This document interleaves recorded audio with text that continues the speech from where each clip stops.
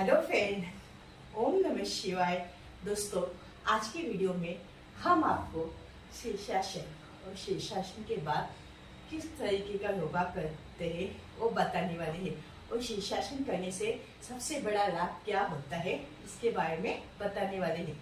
जब हम शीर्षासन करते हैं इसके बाद हमें तुरंत ही बालासन योगा करना अत्यंत आवश्यक है।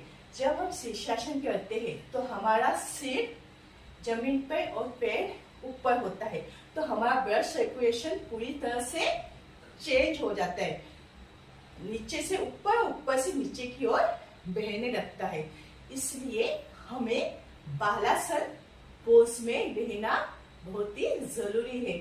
इससे हमारी जो शीर्षासन करते हैं उससे जो थकान होती है, थकान महसूस होती है, वो थकान कम हो जाती है और ब्लड सर्कुलेशन स्थिर रूप में हो जाता है।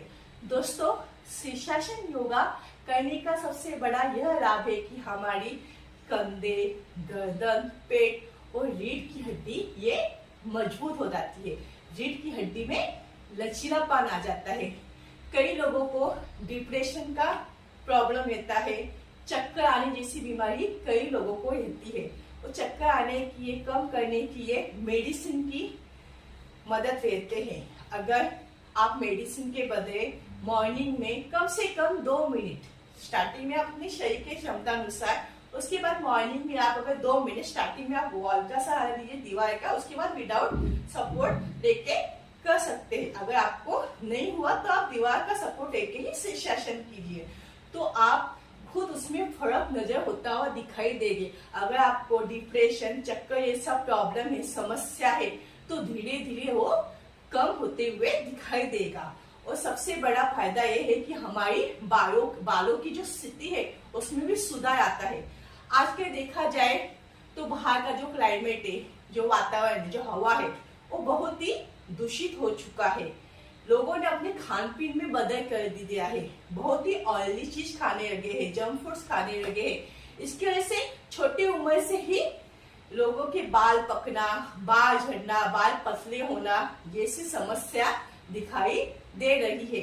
अगर मॉर्निंग में बच्चों को आप स्टार्टिंग से ही, बचपन से ही यह शीर्षासन करने की आदत डालेंगे तो उनके लिए बहुत ही लाभदायक है, एक रामबाण के रूप में है। क्योंकि शीर्षासन से उनके बालों की स्थिति तो सुधारेगी, साथ ही उनकी दिमाग की शक्ति बढ़ेगी, मन की एकाग्रता शक्ति बढ़ेगी, उनका आईक्यू लेवल बढ़ेगा, उनको मानसिक और शारीरिक थकान नहीं होगी।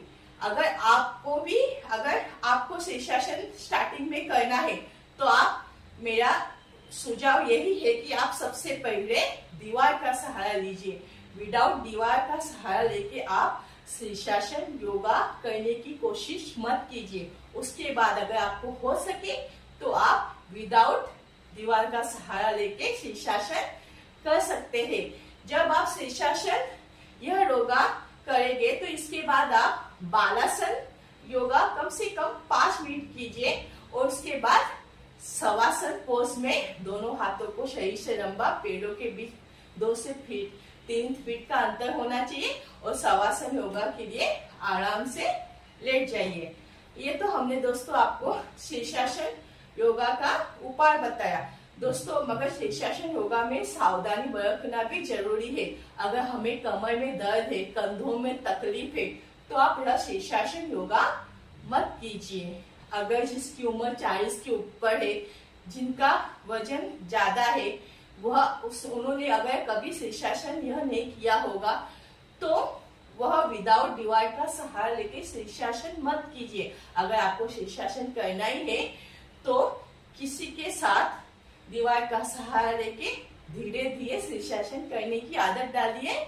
उसके बाद आप अपने शरीर के क्षमता अनुसार शीर्षासन योगा कर सकते हैं।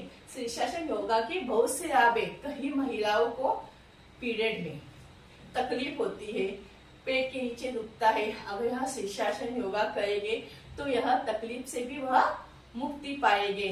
शीर्षासन से हमारी प्रश्न क्रिया सुधारती है, हमारा ब्लड सर्कुलेशन अच्छी तरह से होता है। मगर आपको अगर फीवर है, बुखार है, तो बुखार में हमें शीर्षासन योगा नहीं करना चाहिए। अगर आपको मॉर्निंग में समय नहीं है तो शाम को कीजिए, मगर शाम को आप भोजन में कम से कम 4 से 5 घंटे का गैप रख के ही यह शीर्षासन योगा कीजिए। उसके बाद बालासन, फिर बालासन के बाद शवासन। यह 3 योगा आप डेली करेंगे तो आपको अपने आप में खुद फर्क नजर होता हुआ दिखाई देगा, कुछ चेंजेस होता हुआ दिखाई देगा। अगर दोस्तों आज का वीडियो आपको मेरा अच्छा लगे तो वीडियो को लाइक सब्सक्राइब जरूर कीजिए। ओम नमः शिवाय।